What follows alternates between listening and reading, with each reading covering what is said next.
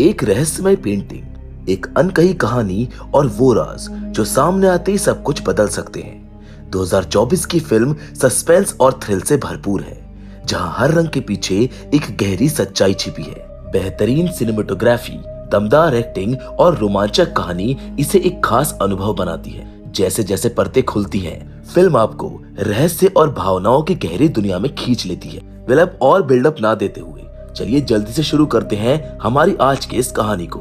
Hollywood silver screen presenting the painted. जनवरी 1968 की सर्द रातों में कहानी की शुरुआत होती है, जहां एना और क्लाइव नाम का एक कपल रहता है। एना की तबीयत काफी खराब थी क्योंकि उस पर किसी बुरी शक्ति का कब्जा था जो धीरे धीरे उसको खत्म कर रही थी। क्लाइव इसको लेकर बेहद परेशान था और किसी भी तरह एना को बचाने की कोशिश कर रहा था। इसी कोशिश में वो एना की अंगूठी लेकर हॉल में आता है, जहां पर एक अनोखा रिचुअल होना था। ये रिचुअल किस तरह का था और इसका मकसद क्या था, ये अभी साफ नहीं था, लेकिन जल्द ही सब कुछ सामने आने वाला था। रिचुअल शुरू करने से पहले एक विशेष विधि पूरी की जाती है। एक खाली पेंटिंग बोर्ड के सामने कुछ मोमबत्तियां जलाई जाती हैं, जिनके आसपास अलग अलग रंगों के पेंट रखे जाते हैं और फिर पीड़ित व्यक्ति की कोई खास चीज बीच में रखी जाती है। इस रिचुअल को करने वाला इंसान विशेष मंत्रों का जाप करता है और उस आत्मा को बुलाने की कोशिश करता है जिसने किसी व्यक्ति को अपने कब्जे में कर रखा हो। क्लाइव भी पूरी तैयारी के साथ इस प्रक्रिया को शुरू करता है और अपनी आवाज में दम भरते हुए उस दुष्ट शक्ति को आदेश देता है कि वो सामने आए और पेंटिंग बोर्ड पर अपना चेहरा दिखाए। अब जैसे ही वो रिचुअल शुरू होता है, पूरे कमरे में अजीबोगरीब हलचल मच जाती है। हवा तेजी से बहने लगती है, माहौल काफी डरावना हो जाता है और सामने रखे हुए रंग अपने आप उड़ने लगते हैं। ये रंग धीरे धीरे पेंटिंग बोर्ड पर चढ़ने लगते हैं और फिर एक आकृति बनती है। क्लाइव की आंखों के सामने एक अजीब पेंटिंग उभरने लगती है। जब वो पूरी होती है तो उसमें एक औरत की छवि दिखती है, लेकिन ये कोई आम पेंटिंग नहीं थी, बल्कि इस पेंटिंग के अंदर वो महिला जिंदा थी। अब इससे पहले कि क्लाइव कुछ समझ पाता, वो रहस्यमयी औरत अचानक से उसके ऊपर हमला कर देती है। अब इस शोर से एना घबरा कर जाग जाती है। उसकी आंखों में डर साफ झलक रहा था। तभी क्लाइव उसके सामने आता है, लेकिन अब वो इंसान नहीं रहा था। वो अब उस बुरी शक्ति के नियंत्रण में था। उसकी आंखों में अजीब चमक थी और उसके चेहरे पर एक खौफनाक मुस्कान। इससे पहले कि एना कुछ कर पाती, क्लाइव उसके ऊपर हमला कर देता है और इसी के साथ सीन यहाँ से बदल जाता है। इसके बाद कहानी 5 महीने आगे बढ़ जाती है, यानी जून 1968। अब कहानी में एक नया परिवार सामने आता है। एवलिन, उसका पति एडम, उनका बेटा नेल्सन, बेटी जेनिस और सबसे छोटी बेटी लूसी। एडम एक कारपेंटर था, लेकिन कई दिनों से उसका काम ज्यादा अच्छा नहीं चल रहा था। उसकी शख्सियत कुछ अजीब थी। वो अक्सर अपनी पत्नी से छिपकर गंदी मैगजीन्स पढ़ता था और अपनी अजीब फैंटेसीज में खोया रहता था। दूसरी ओर जेनिस एक चिड़चिड़ी टीनेजर थी। वो अपनी छोटी बहन लूसी से अक्सर नाराज रहा करती थी। इस परिवार की जिंदगी आम थी, लेकिन जल्द ही सब कुछ बदलने वाला था। एक दिन एवलिन के पास कोर्ट से एक लेटर आता है, जिसको पढ़कर वो चौंक जाती है। ये एक आधिकारिक नोटिस था जिसमें लिखा था कि उसकी कजन एना अब इस दुनिया में नहीं रही। इसके साथ ही एक और चौंकाने वाली बात सामने आती है। एना ने अपनी वसीयत का अधिकार एवलिन को सौंपा था, यानी अब उसको वो सब कुछ संभालना था जो एना पीछे छोड़ गई थी। लेकिन ये सिर्फ एक कागजी मामला नहीं था, बल्कि इसके साथ एक गहरा रहस्य जुड़ा हुआ था, जिसका सामना करना अभी बाकी था। एवलिन अपने पति एडम को एना की वसीयत के बारे में बताती है। वो समझाती है कि उन्हें उस प्रॉपर्टी का एक निश्चित हिस्सा मिलेगा, साथ ही हर महीने उन्हें कुछ रकम दी जाएगी। हालांकि एवलिन उस घर में जाने के लिए तैयार नहीं थी। उसको महसूस हो रहा था कि एना के साथ वहाँ पर कुछ बहुत गलत हुआ था। वो अपने परिवार को किसी भी खतरे में डालना नहीं चाहती थी, लेकिन पैसों की तंगी से जूझ रहे एडम को ये प्रस्ताव ठुकराना समझदारी नहीं लग रही थी। वो एवलिन पर दबाव बनाता है कि उन्हें ऐसा मौका दोबारा नहीं मिलेगा, उन्हें इसे गंवाना नहीं चाहिए। आखिरकार एवलिन उसकी बात मान लेती है और वो उस मेंशन में जाने के लिए तैयार हो जाते हैं। अगले सीन में पूरा परिवार उस पुराने मेंशन में पहुंच जाता है। लूसी अभी बच्ची थी, इसीलिए वो घर की सफाई और बाकी की जिम्मेदारियों में मदद नहीं कर सकती थी। जेनिस भी इस काम में कोई रुचि नहीं दिखाती और लूसी की देखभाल में लग जाती है। ऐसे में घर की जिम्मेदारी एडम, एवलिन और नेल्सन के कंधों पर आ जाती है। अब जब ये सब मेंशन के सामान को सही से लगाने लगते हैं, तो उन्हें दीवारों पर कई पुरानी पेंटिंग्स दिखाई देती हैं। ये पेंटिंग्स क्लाइव के पूर्वजों की मालूम पड़ती थी।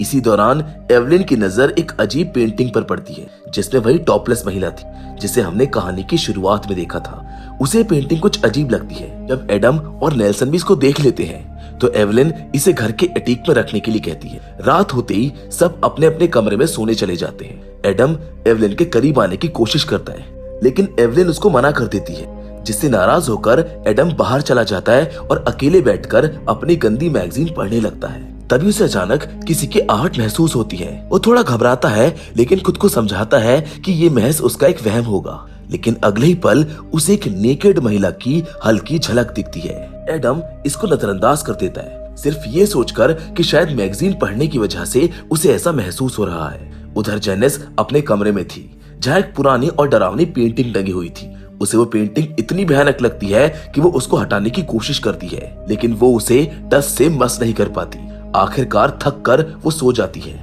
लेकिन रात के अंधेरे में कुछ अजीब होता है, उसके बाल अपने आप कटने लगते हैं। अगली सुबह जब जेनिस जागती है और अपने बालों की हालत देखती है तो वो गुस्से से आग बबूला हो जाती है। वो सीधा लूसी पर चिल्लाने लगती है और ये सोचती है कि शायद ये इसी की शरारत है, लेकिन लूसी घबराकर सफाई देती है कि उसने कुछ भी नहीं किया। इस बीच एडम और नेल्सन सामान लेने बाहर चले जाते हैं और एवलिन घर की सफाई में लग जाती है। सफाई के दौरान उसकी नजर एक पेंटिंग पर पड़ती है, जिसमें उसे एक महिला की आकृति हिलती हुई दिखाई देती है। वो पहले तो चौंक जाती है, लेकिन फिर खुद को समझाने लगती है कि ये महज उसकी एक कल्पना होगी। इधर लूसी घर में खेल रही थी और एवलिन उसके पीछे पीछे उसको ढूंढने जाती है। तभी वो देखती है कि एक दरवाजा अपने आप बंद हो गया है। वो लूसी को पुकारते हुए उस कमरे के पास जाती है, लेकिन जब पीछे मुड़ती है तो देखती है कि लूसी बाहर ही खड़ी हुई थी।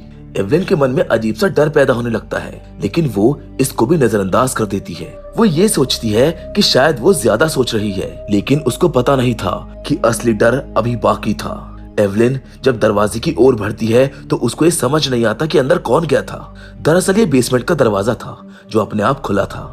वो हिम्मत जुटाकर नीचे जाती है और वहां पर एक क्लोजेट को देखती है जो अचानक से बंद हो जाता है। जब वो उसको खोलने की कोशिश करती है तो अंदर उसको गंदी मैगजीन्स मिलती है। अब ये देखकर वो बहुत आहत हो जाती है और एडम से इस बारे में झगड़ पड़ती है। हालांकि एडम खुद पर लगे आरोपों से बचने की बजाय उल्टा एवलिन को ही दोषी ठहराने लगता है। वो बोलता है कि एवलिन, तुम मुझको पास नहीं आने देती हो, इसीलिए मुझे इस तरह की चीजों का सहारा लेना पड़ता है।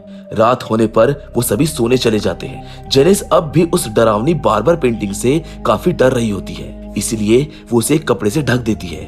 वो सोने की कोशिश करती है। हम देखते हैं कि उसी पेंटिंग के अंदर से बार्बर का हाथ निकलता है और उसके बाल काटने लगता है। घबराकर वो जाग जाती है और तभी उसको एहसास होता है कि पेंटिंग पर डाला गया कपड़ा अपने आप खिसक रहा है। धीरे धीरे पेंटिंग से निकलकर वो रहस्यमय शख्स उसके पास आता है और दोबारा उसके बाल काटना शुरू कर देता है। डर के मारे वो चीख पड़ती है, जिसकी आवाज सुनकर बाकी सभी लोग वहां पहुंचते हैं और उसको संभालने की कोशिश करते हैं। जेनिस घबराई हुई बताती है कि पेंटिंग वाला आदमी जिंदा हो गया था और उसने उसके ऊपर हमला किया था। हालांकि जब एडम पेंटिंग को चेक करता है तो वहां पर कुछ भी नजर नहीं आता है। वो बोलता है कि शायद तुम्हारा एक बुरा सपना होगा, जिसके बाद वो वहां से उस पेंटिंग को हटा देता है। एवलिन भी अब ये मानने लगी थी कि इस मेंशन में कुछ तो गलत हो रहा है। उसको अब लगने लगा था कि ये सारी पेंटिंग्स सिर्फ दिखने में पुरानी नहीं थी, बल्कि इनके अंदर कुछ अजीब और खतरनाक शक्ति छुपी हुई थी। हालांकि एडम अभी भी इस बात को मानने के लिए तैयार नहीं था। रात को जब वो अपने कमरे में वापस जाता है तो उसे एक बार फिर से वही रहस्यमयी आवाज सुनाई देने लगती है जो उसने पहले भी सुनी थी। इन आवाजों का पीछा करते हुए वो एटिक तक पहुंच जाता है, जहां पर उसे किसी की मौजूदगी का एहसास होता है और फिर अचानक वो वहां पर बेहोश हो जाता है। अगली सुबह एवलिन को एक अजीब सपना आता है। सपने में वो देखती है कि एक महिला उससे अपनी पेंटिंग पूरी करने के लिए कह रही है। डर के मारे उसकी नींद खुल जाती है। उधर एडम भी होश में आता है और देखता है कि नेकेड लेडी की पेंटिंग फिर से अनकवर्ड पड़ी हुई है। उसे कुछ अजीब महसूस होता है, इसीलिए वो पेंटिंग को कवर करके एक चेयर पर रख देता है। इस बीच एवलिन मेंशन में उस हिस्से में जाती है जहां पर रिचुअल सेटअप किया गया था। वहां उसे वही किताब मिलती है जिसे हमने कहानी की शुरुआत में देखा था। रात होते ही पूरा परिवार सो जाता है, लेकिन तभी हम देखते हैं कि जिस पेंटिंग को एडम ने चेयर पर रखा था वो अपने आप हिलने लगी थी। इस दौरान एडम दोबारा एटिक में जाता है। वो देखता है कि पेंटिंग अब खुली हुई है। दूसरी ओर एवलिन को घर के अंदर कुछ दौड़ने की आवाज सुनाई देती है। जब वो बाहर आती है तो उसे एक बच्चा नजर आता है जो भागते हुए एक पेंटिंग के अंदर घुस जाता है। अजीब बात तो ये थी कि वो पेंटिंग के अंदर से ही बोल भी रहा था। एवलिन जब फिर से उस पेंटिंग को देखती है तो वो पूरी तरह से खाली हो चुकी थी। वो बच्चे का पीछा करते हुए बेसमेंट तक पहुंच जाती है, लेकिन तभी कोई उसको जोर से धक्का देकर अंदर बंद कर देता है। इधर नेल्सन की अचानक नींद खुलती है। उसे दीवारों से पेंटिंग के रंग टपकते हुए नजर आते हैं। जब वो पास जाकर देखता है तो अचानक से एक पेंटिंग उसको खींचने लगती है। वो खुद को छुड़ाने की बहुत कोशिश करता है, लेकिन वो छुड़ा नहीं पाता है। पर तभी उसकी आवाज सुनकर एडम वहां पर पहुंच जाता है, जो उसको बचाने में कामयाब हो जाता है। अब तक जेनिस और लूसी भी वहां पर पहुंच जाती है। उन सभी को एहसास हो जाता है कि इस घर में कुछ बहुत ही डरावना और खतरनाक घट रहा है।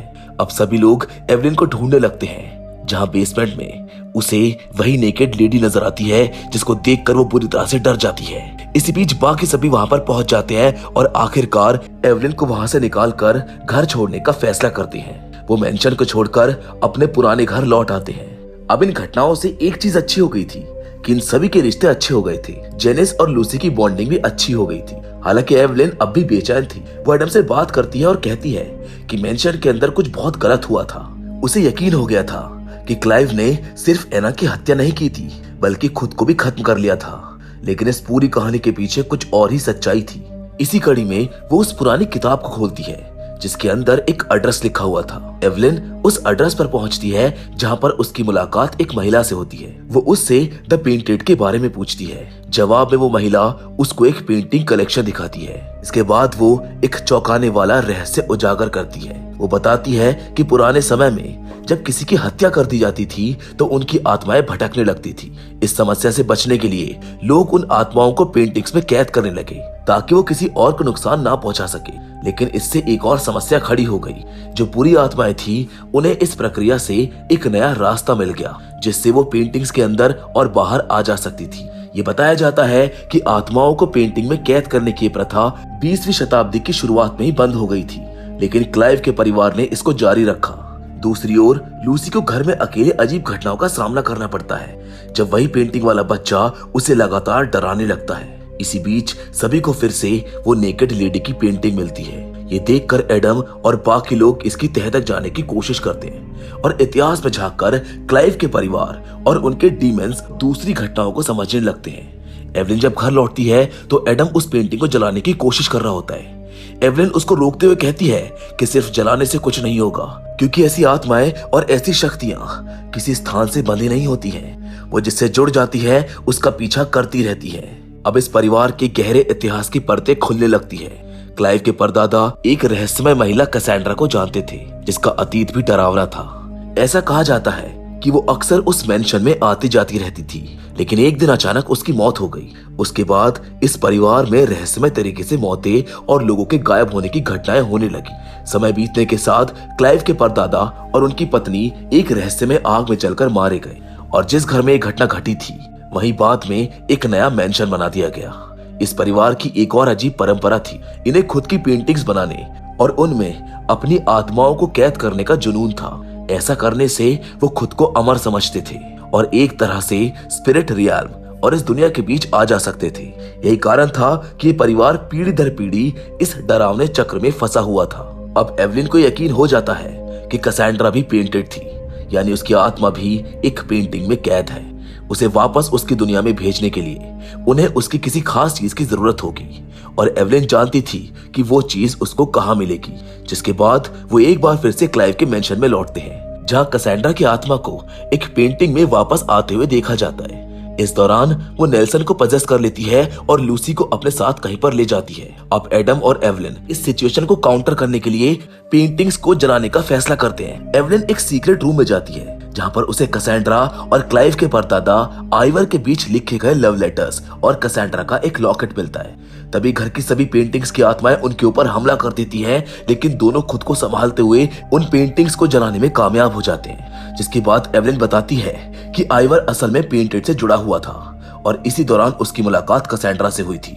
दोनों को एक दूसरे से प्यार हो गया और वो छिपकर शादी करने वाले थे, लेकिन दुर्भाग्यवश कैसेंड्रा को एक गंभीर बीमारी हो गई, जिससे उसकी मौत हो गई। आइवर ने उससे वादा किया था कि वो उसे एक पेंटिंग के जरिए इस दुनिया में वापस लाएगा और फिर खुद भी पेंटिंग में समा जाएगा, ताकि वो दोनों हमेशा साथ रह सके। लेकिन आइवर अपना वादा पूरा नहीं कर पाया। ये धोखा कैसेंड्रा सहन नहीं कर सकी और धीरे धीरे उसका क्रोध उसे अंधकार में धकेलता चला गया। समय के साथ कैसेंड्रा की आत्मा और ज्यादा पावरफुल हो गई और उसने एक दानवीय सत्ता, एक सक्यूब्स का रूप ले लिया। सक्यूब्स वो होती है जो लोगों के सपने में आकर उनको बहकाती है और उनके साथ संबंध बनाकर धीरे धीरे उनकी ऊर्जा चूस लेती है और अंततः उनकी जान ले लेती है। इस वजह से क्लाइव के परिवार की ब्लड लाइन इस श्राप से मुक्त नहीं हो पाई। अब ये आत्मा जो कैसेंड्रा के रूप में सामने आई थी परिवार के पुरुषों को पजेस कर लेती थी और उनकी पत्नियों को उन्हीं के हाथों मरवा देती थी। कहानी की शुरुआत में हमें जो सीन दिखाया गया था जहां हमने एना की रहस्यमय मौत देखी थी, अब ये साफ हो जाता है कि उनके साथ भी यही हुआ था। वो उसी श्राप का शिकार हुई थी जो इस परिवार को पीढ़ियों से घेरता रहा था। एडम समझ जाता है कि सक्यूबस उसे पजेस करना चाहती थी। वो कुछ बताने ही वाला होता है कि तभी वो घर लौट आते हैं। घर पहुंचते ही जेनिस उन्हें लूसी के बारे में बताती है और जब वो अंदर जाते हैं तो देखते हैं कि पजेस्ड नेल्सन लूसी को मारने की कोशिश कर रहा है। एडम किसी तरह उसको रोककर एक कमरे में बंद कर देता है, जबकि एवलिन बच्चों को सुरक्षित स्थान पर भेज देती है। इसके बाद वो एडम को वो कपड़ा देती है जिससे सक्यूबस वापस आई थी। वो लोग एक रिचुअल के जरिए उसको जलाने की योजना बनाते हैं, लेकिन इससे पहले कि वो कुछ कर पाते नेल्सन दरवाजा तोड़कर बाहर आने लगता है। वो लोग किसी तरह बचते हुए पेंटिंग में आइवर को समन करने की कोशिश करते हैं, क्योंकि ये श्राप उसी से शुरू हुआ था और कैसेंड्रा भी उसी से जुड़ी हुई थी। लेकिन आइवर की आत्मा पेंटिंग में प्रकट नहीं होती है। एवलिन समझ जाती है कि वो आना ही नहीं चाहता है, जिस पर एडम ये कहता है कि कैसेंड्रा को एक सेक्रीफाइस चाहिए, जिसके बाद वो खुद को चाकू मार लेता है। जहां बाद में हमें एक चौंकाने वाला सच पता चलता है। रात को जब वो अटैक में गया था तब उसके सामने जो न्यूड लेडी आई थी वो कोई और नहीं बल्कि कैसेंड्रा ही थी। वो ये भी स्वीकार करता है कि उस रात वो सक्यूबस के साथ इंटीमेट हो चुका था। क्योंकि एवलिन उसके साथ कभी इंटीमेट नहीं होती थी, वो अक्सर मैगजीन्स का सहारा लेता था और यही बात कैसेंड्रा यानी सक्यूबस ने नोटिस कर ली थी। इस वजह से एडम उसके लिए एक आसान शिकार बन गया था। एडम के बलिदान के बाद एवलिन उसकी आत्मा को पेंटिंग में समन कर लेती है, क्योंकि अंततः उसे भी एक जीवन साथी चाहिए था। इस तरह एडम ने अपनी कुर्बानी देकर पेंटिंग में अपनी आत्मा को भेज दिया था, जिससे वो हमेशा के लिए सक्यूबस के साथ रह सके। लेकिन एवलिन की सोच गलत साबित होती है। इस बीच नेल्सन अभी भी पजेस था और अचानक एवलिन के ऊपर वो हमला कर देता है और तभी जेनिस भी वहां पर आ जाती है और स्थिति और बिगड़ जाती है। अब प्रॉब्लम ये थी कि उनका रिचुअल फेल हो चुका था और वो इसलिए हुआ था क्योंकि एडम ब्लड लाइन का हिस्सा नहीं था। सिंपल वर्ड्स में, अगर एवलिन की ब्लड लाइन का कोई पुरुष होता तो ये रिचुअल जरूर काम करता। अब सिचुएशन को बिगड़ता हुआ देखकर जेनिस पेंटिंग पर लाइटर फेंक देती है, जिससे कैसेंड्रा वाला हिस्सा जलकर नष्ट हो जाता है और उसके साथ ही सक्यूबस भी मारी जाती है। जहां अगले सीन में हम एडम की पेंटिंग को द पेंटेड के कलेक्शन में शामिल होते हुए देखते हैं। हालांकि ये चीज क्लियर है कि कैसेंड्रा पूरी तरह से नष्ट नहीं हुई है, बस उसका इस प्लेस से कनेक्शन टूट गया है, जिसके साथ ये फिल्म यहीं पर खत्म हो जाती है। तो दोस्तों, ये थी द पेंटेड फिल्म की कहानी। मैं उम्मीद करता हूँ कि आपको इसका कॉन्सेप्ट अच्छे से समझ में आ गया होगा। आखिर कैसे एक परिवार अपनी आत्माओं को अमर बनाने के चक्कर में एक भयानक श्राप का शिकार बन गया और कैसे सक्यूबस ने अपने धोखे का बदला लिया। अगर आपको ये वीडियो पसंद आई हो तो लाइक जरूर करें। बाकी फिलहाल तो हमारी आज की इस वीडियो में बस इतना ही, लेकिन हम फिर से जरूर मिलेंगे और वो भी एक और नई मजेदार कहानी के साथ। पर तब तक के लिए धन्यवाद।